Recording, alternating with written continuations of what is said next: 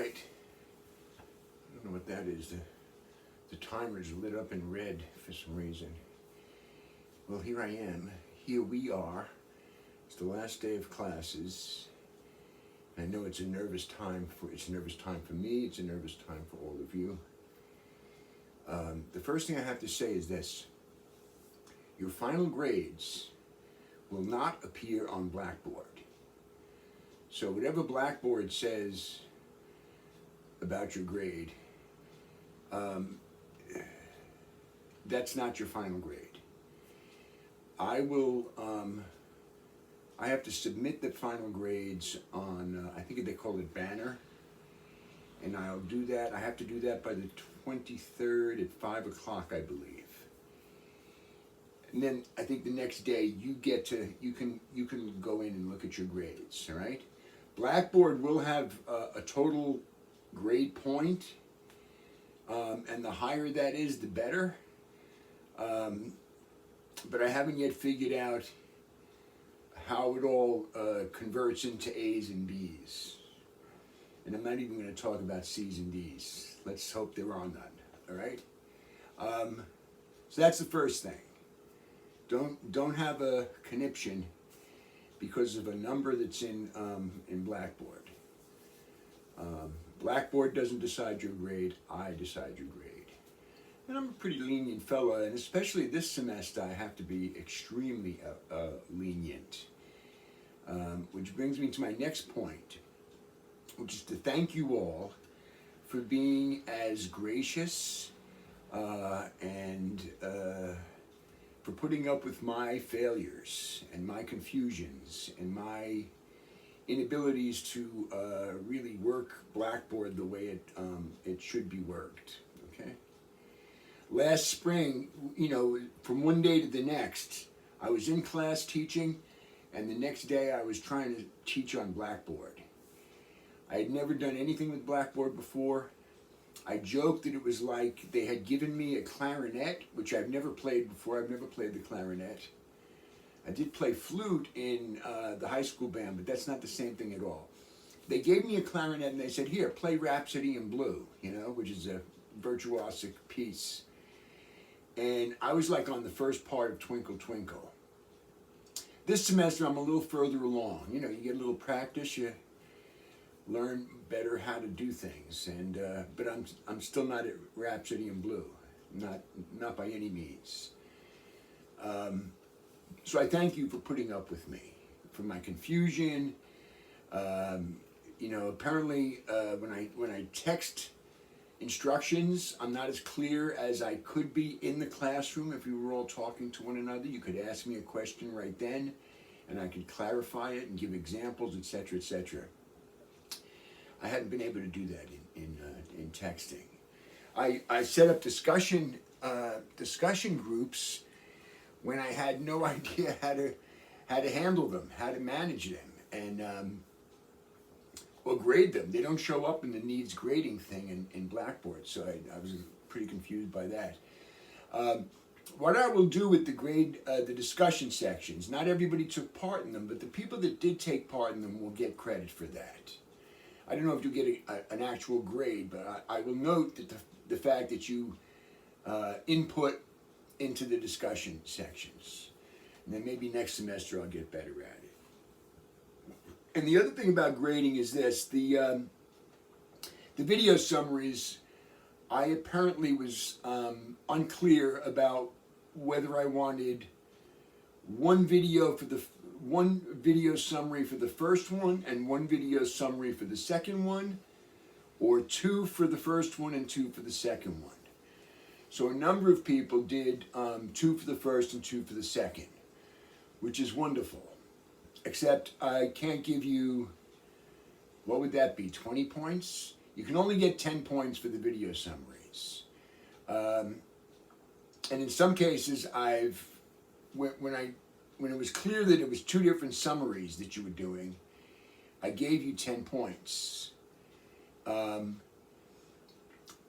Only so that when I looked at the full grade center, I would be able to tell that you had done two videos in that one.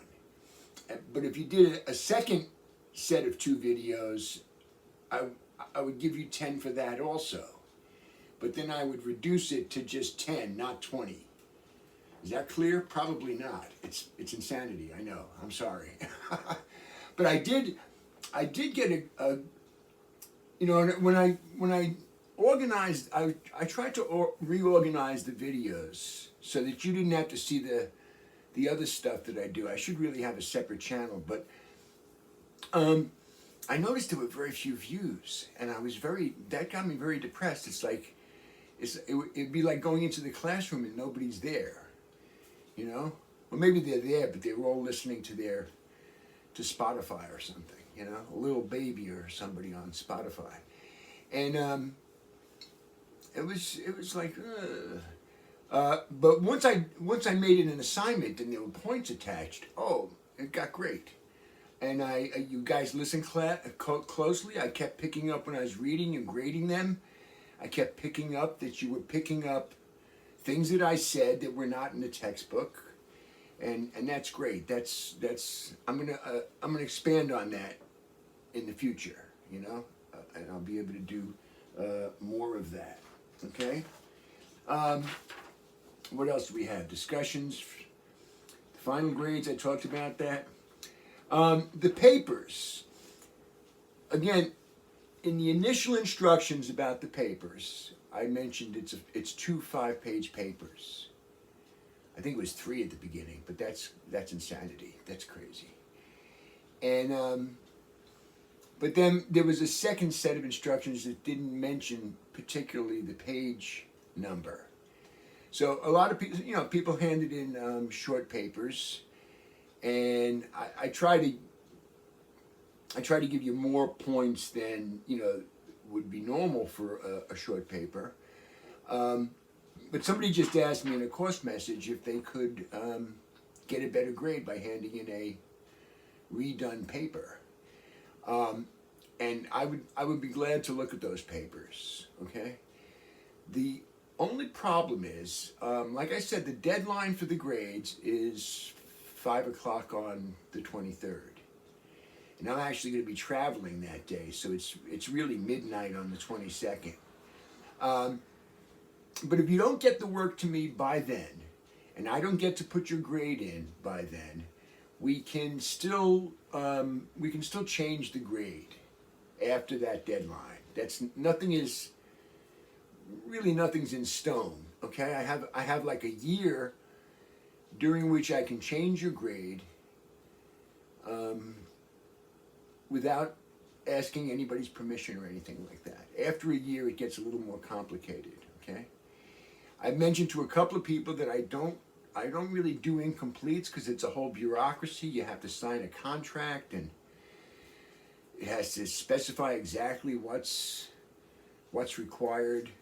And if you don't complete the contract, you end up failing or something like that. I don't know. Let's not do that, okay? But if it's past the 23rd, again, I don't know how to. I don't remember closing up the Blackboard courses in the spring, and I don't remember how it's done, and so I don't remember how long we have to use Blackboard to submit work.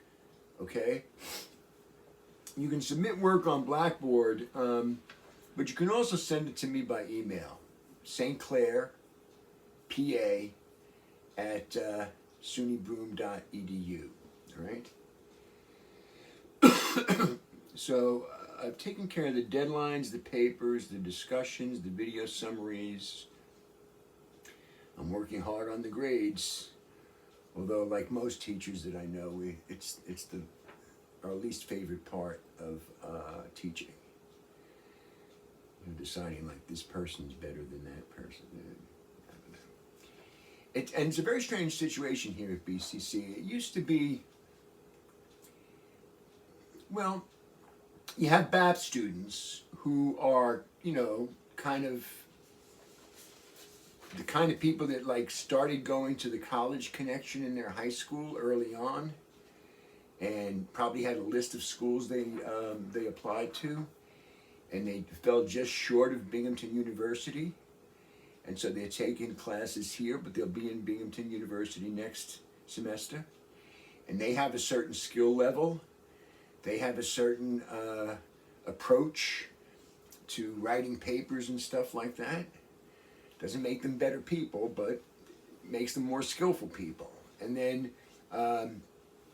you have people around here that drifted through high school, maybe never went to the college connection, never even thought about it, didn't, whatever.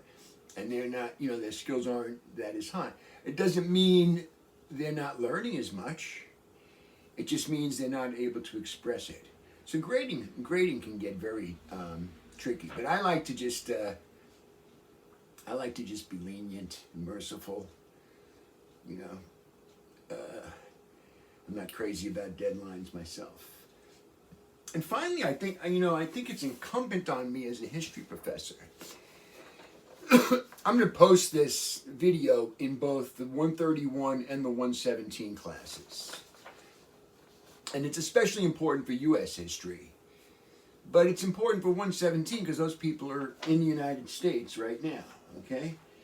And that's the whole situation with the election, with Trump, and his inability or refusal to do a concession speech. I find it very frightening. And I mean that to be a serious thing, right? I don't remember Eisenhower's election when was he elected? 56. I was only 3. I'm not paying any attention. But by 1960, I was 7 years old. I still had an idea that this was happening, a presidential election, and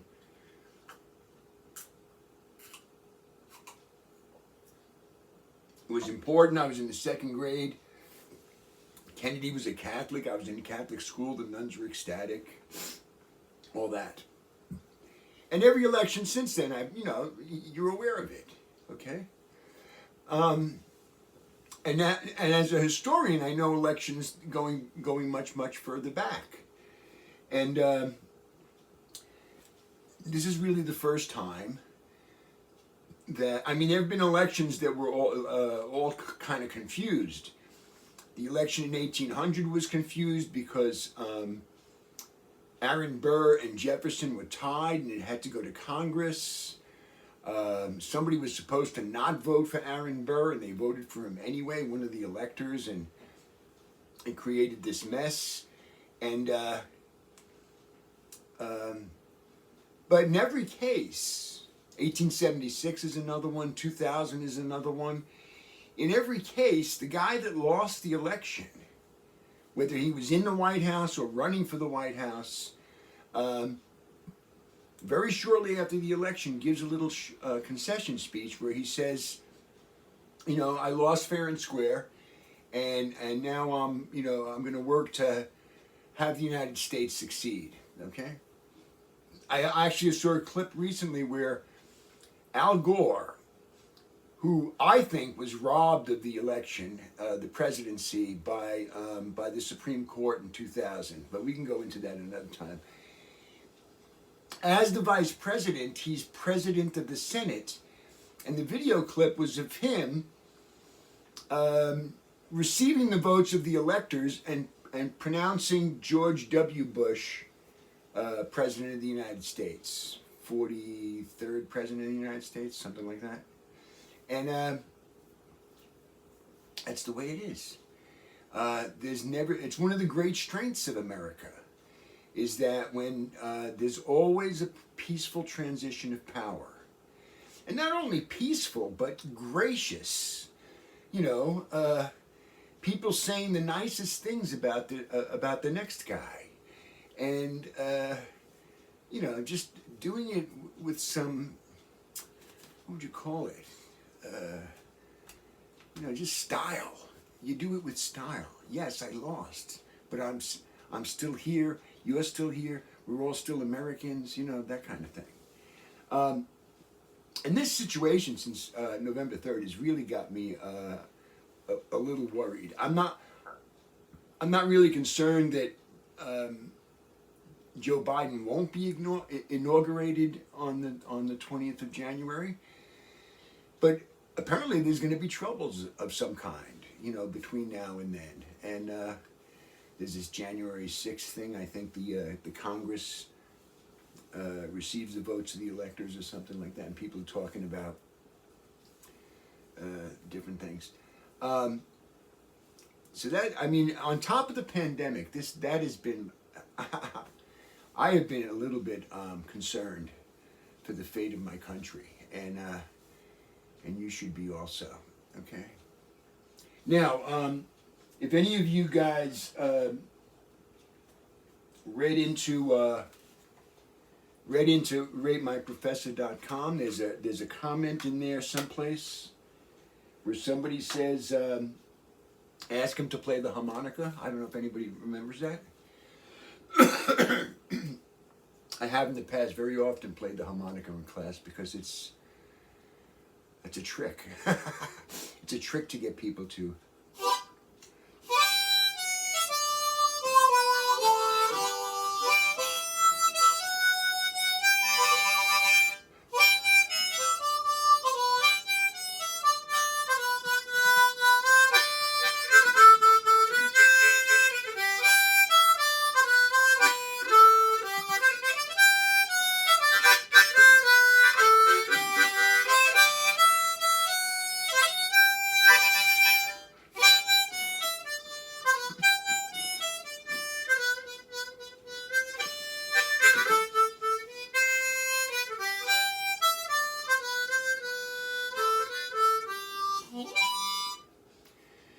It's a Christian hymn called Joy to the World. I think it was written by Bach, but I don't know that for sure, okay?